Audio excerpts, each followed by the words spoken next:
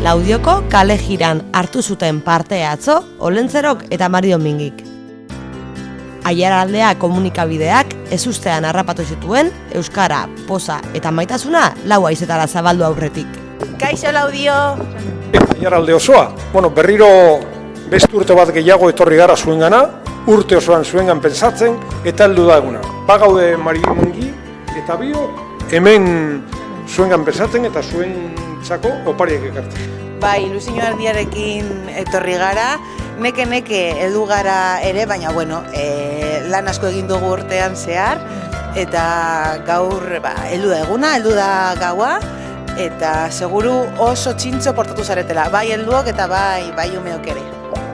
Hedabidea baliatu zuten aiaraldearrei ondorengo mezua zabaltzeko.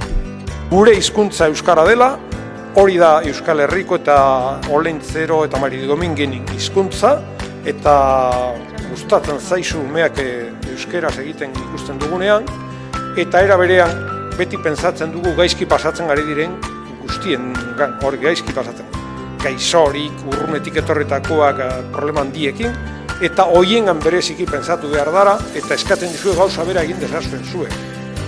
Animo, urtean zehar, Baina ere kontuan hartu behar dugu, maite dugun guztia zaindu behar dugula, errespetatu behar dugula, bai familia, lagunak, gure animaliak, gure txakurrak, katuak eta natura. Natura gu bertan bizi gara, eta zaintzen ez baldin badugu, agian etorkizunean, ez dakit, zeinek daki zer gertatu ditzateke.